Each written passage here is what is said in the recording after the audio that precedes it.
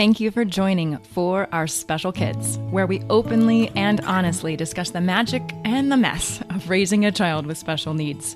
We are thrilled to have you here and hope this time provides you with some wonder and wisdom. I'm your host, Jennifer Lansing. Let's get started.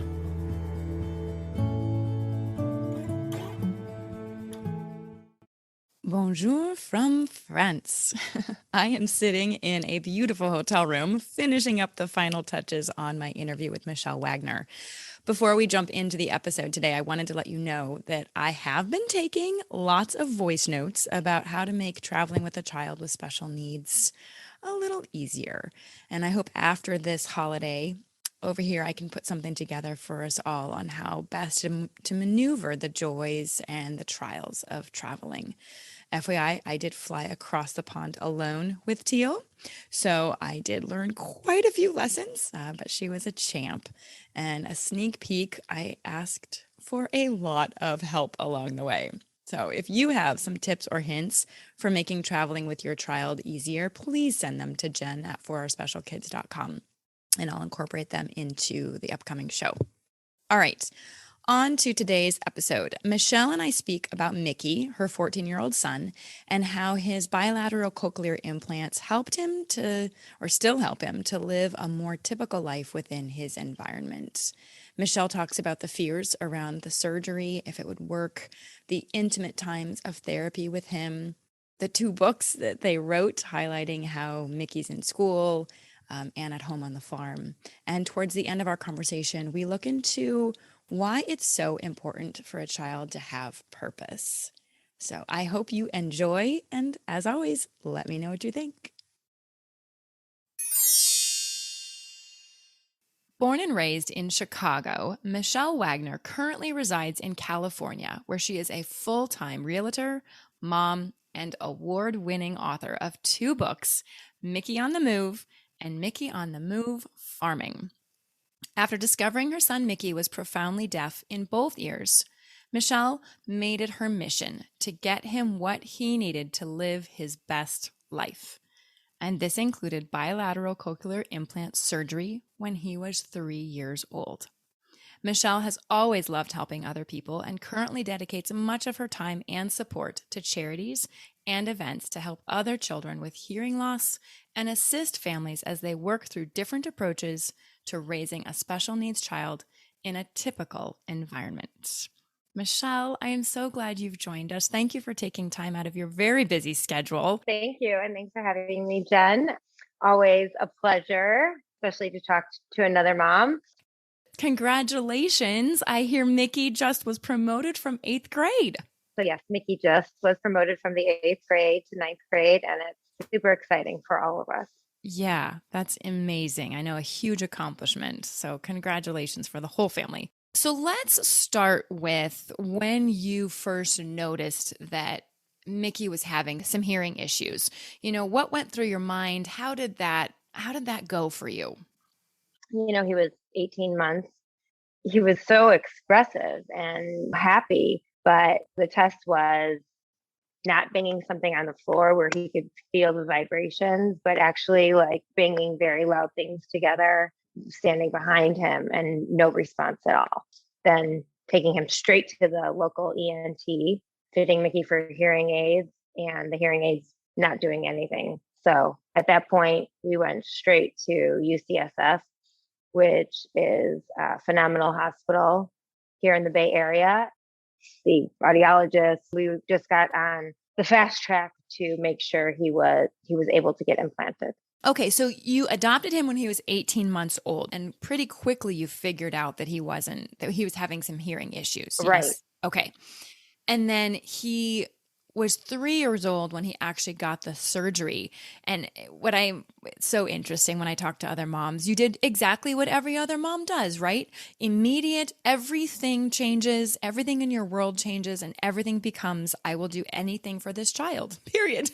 We will dive down, we will go down every possible road and figure out the best solution for our child. And it sounds like USF was a really great hospital for you to work with. Oh, just phenomenal, and just really got connected quickly. to the right people. And the process, it sounds like a long time, 18 months to 3 years being implanted, but each individual has to get approved, talking to therapists and doctors about, do we want a hearing and speaking child, or do we want a signing child? And of course, as new parents, you want to give your child every opportunity possible. And we did find out that there are schools that he could go to both to learn language and signing. And it was important to me. I went to school for teaching, and it was really important to me to start doing sign right then, no matter what, with Mickey, because him and I needed to communicate until his surgery. And cochlear implants is the device you pull on and off. So even today, at 14 years old, when he takes them off, he's still completely deaf. For our listening audience, let's go ahead and tell them exactly what the cochlear implant is. You know, you take it on and off, etc. But from reading your book, which is very cool, Mickey on the Move, you know, you have a visual and you talk to in the book about what it is and that it goes into the hearing center of the brain. So will you tell us a little bit more about that? The actual surgery is kind of scary to know your young child is going through it, because they actually pull skin back from behind the ear, and they attach this device, like essentially like a computer tip, to your cochlea, and that stays in your head. And that same device has been in Mickey's head for the last 11 years. And then on the outside, what he wears is, there's pictures in the book, but if you'd like to use your imagination, it's a circular magnet that attaches to the circular magnetic device attached to the cochlea inside of his head, connects to the outside of his head. And then there's like a little wire, sort of a hearing aid looking thing, but hanging around the outside of his ear. And what that contains is a little computer program and a clip to hold it on the ear, and then a battery. The battery is actually the biggest part of the entire device.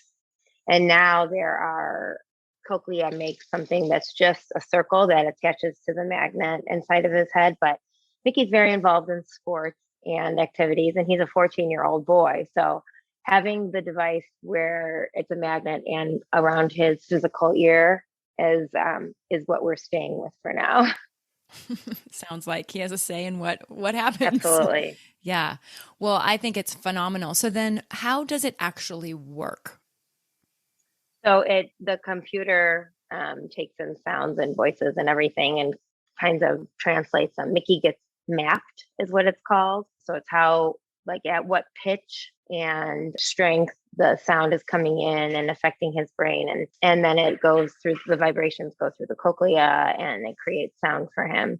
And Mickey can differentiate between voices. He can hear whispers. He can hear our chickens in the morning when they get up. He can, and things do get very loud for him. Noisy restaurants and stuff. I mean, we learned really quickly in the beginning, like places where there's lots of people, or restaurants where people are clanging around a lot of silverware or dishes, were not good. And so after he was implanted, probably the best thing that happened was he had to go to a special school about an hour and a half from our house in San Francisco.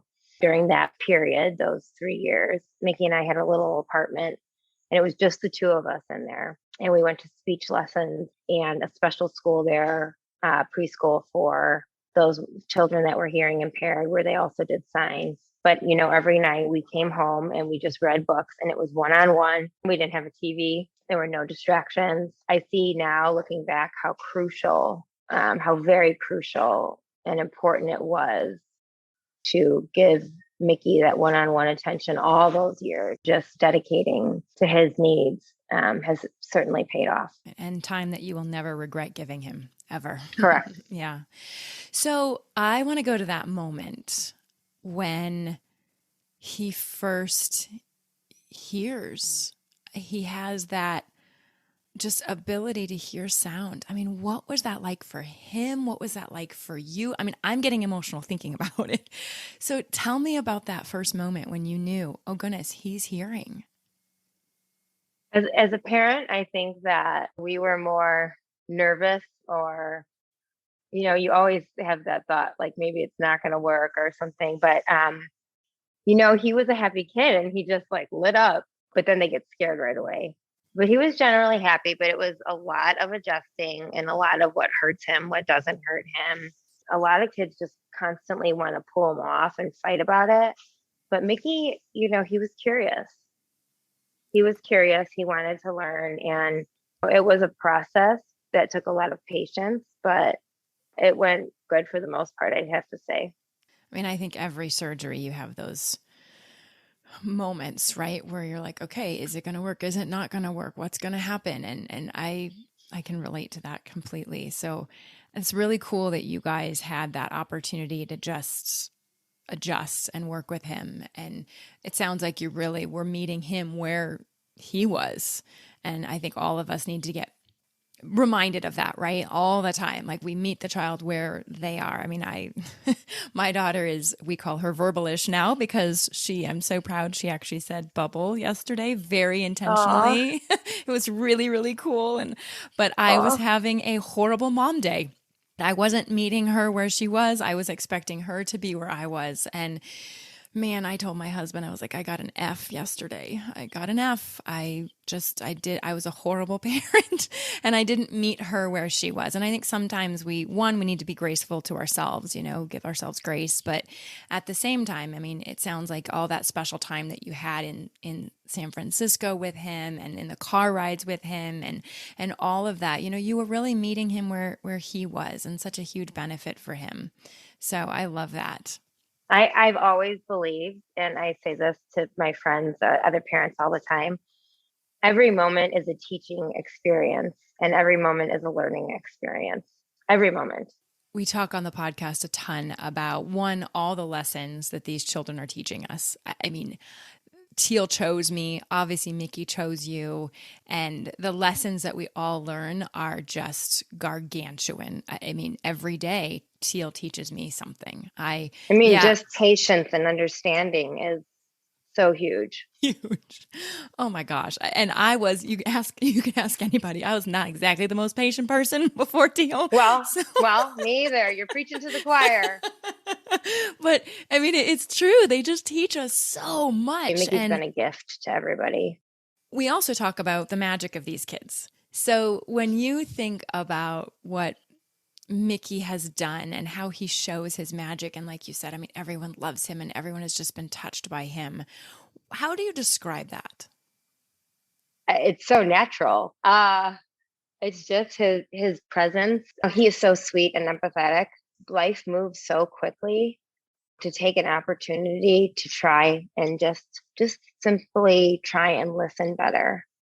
And like one thing I've always tried to do is educate everybody and allow for Mickey to advocate for himself and introduce himself, explaining his cochlear implants so that there is no question or there is no wonder.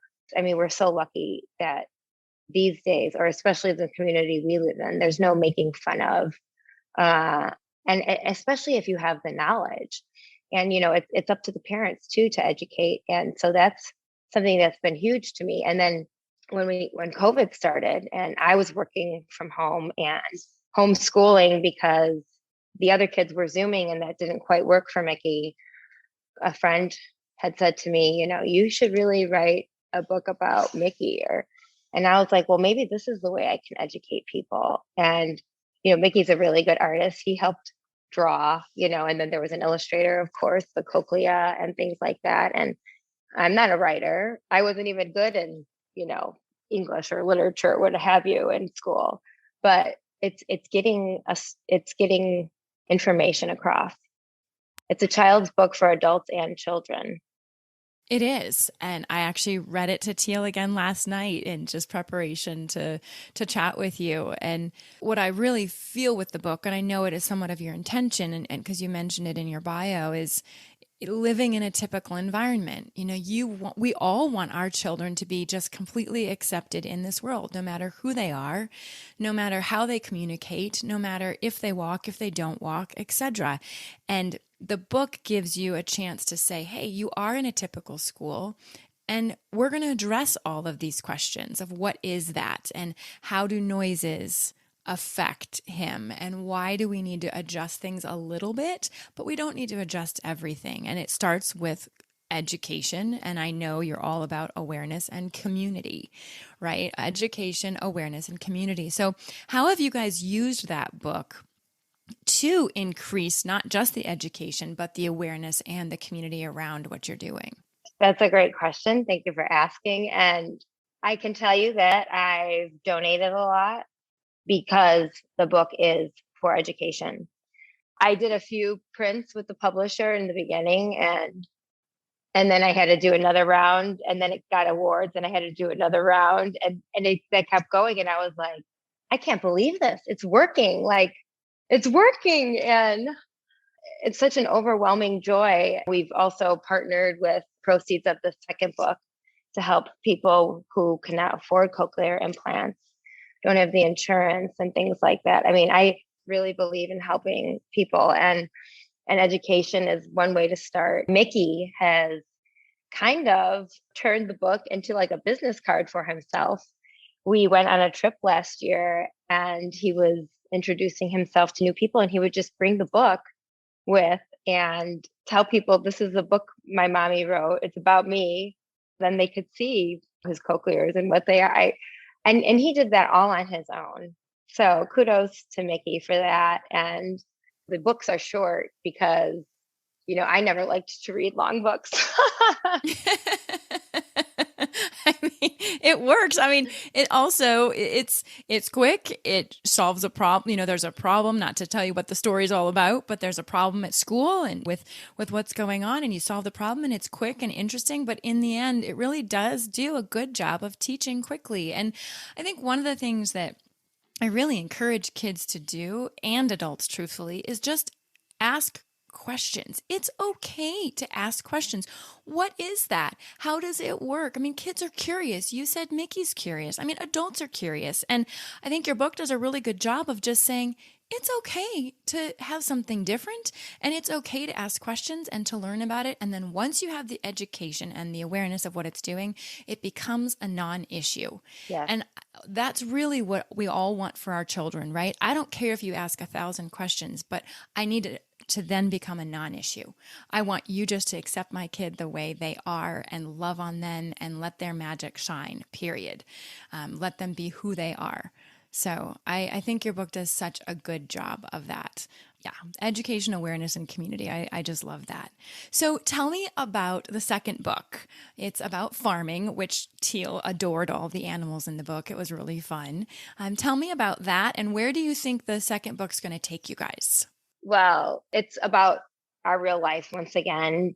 Started out with buying these 4 little baby cute chicks from a friend of Mickey's at school, planting a small garden during COVID because we didn't want to go to the grocery store. And Mickey has a huge, like a very strong connection with animals at school. It's the gentleness, it's the caring. Something that is very important when I speak to other parents is acknowledging that we all need purpose, including children, and discipline. It's so important, so important.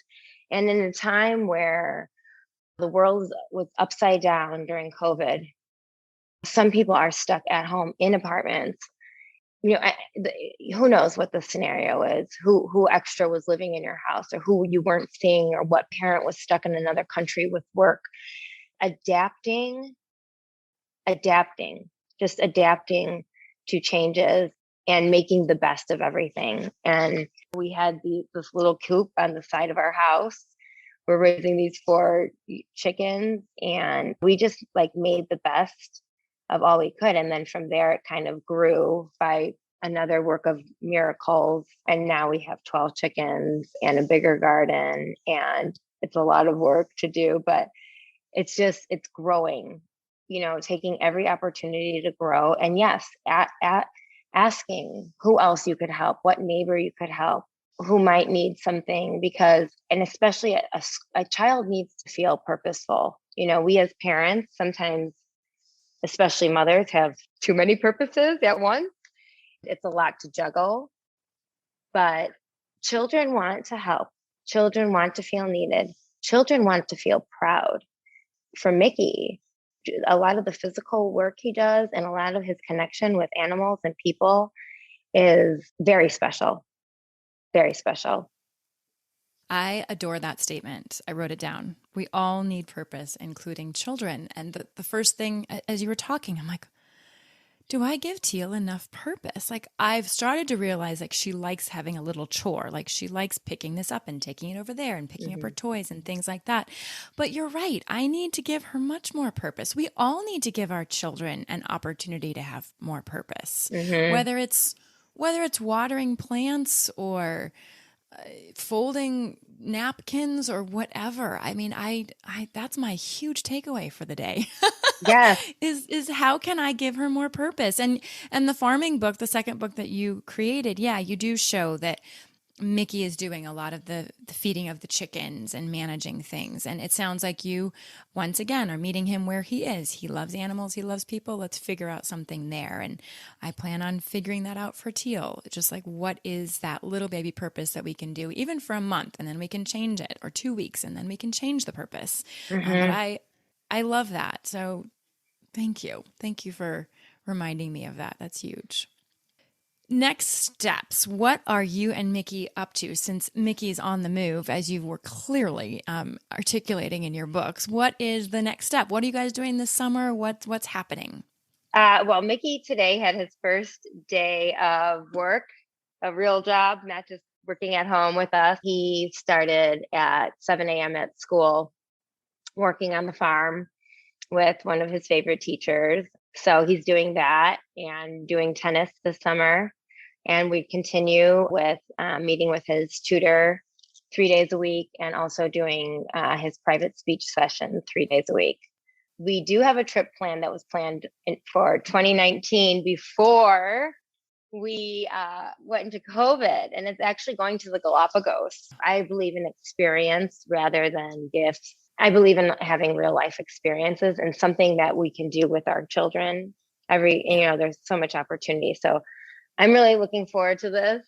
Me too. That's our one trip this summer. It's a big trip, but it's been It's planned for so huge. long. So, Oh, I that's mean, so maybe we'll write a wonderful. book. Mickey, goes to Galapagos. I've had several requests for sport books, and Mickey is an avid, loves watching sports, playing sports, and I mean, just anything that makes kids happy and excited.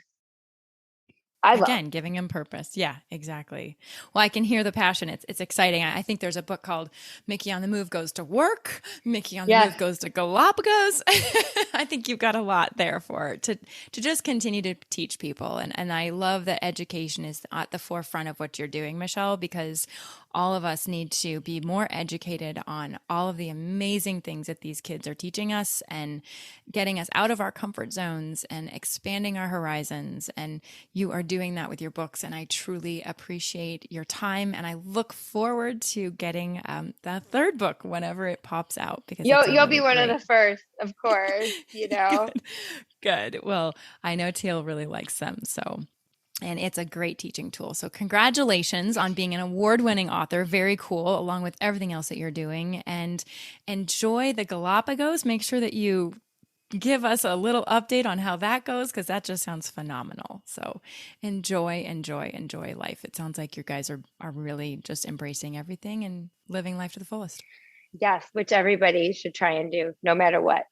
I agree, whether you have a child with special needs or not. But I do think we look differently at this world when we have a child with special needs, and it just makes us enjoy everything more. At least that's what Teal's teaching me. Just So I have, appreciate everything more. yeah, yeah, exactly. It's the little baby things that just make a huge difference. So Yeah, I have one closing question for you. sure. And that is, what is one word that you would use to describe Mickey? Love. Ah, you said that in your book, that it's dedicated to him. Yeah. And through him, people love more, I believe. Love covers everything. Love covers everything. It does. Thank you for Thank your you, time. Jen. Have a really wonderful day. Okay. Thank you so much for joining us today. I hope you found one or two meaningful nuggets of information to make your day better. If you think there's value in what we do, please take a moment to tell another friend, family member, or a caregiver. We'd love to hear from you at forourspecialkids@gmail.com. You can send in a question, a comment, a topic that you'd like to learn more about, or if you'd like us to highlight a certain person, please send that information to us. It makes our show so much better and so much more valuable for you. Our Facebook and Instagram handle is For Our Special Kids. And finally, remember to witness the wonder and the wisdom within yourself and others. Until next time.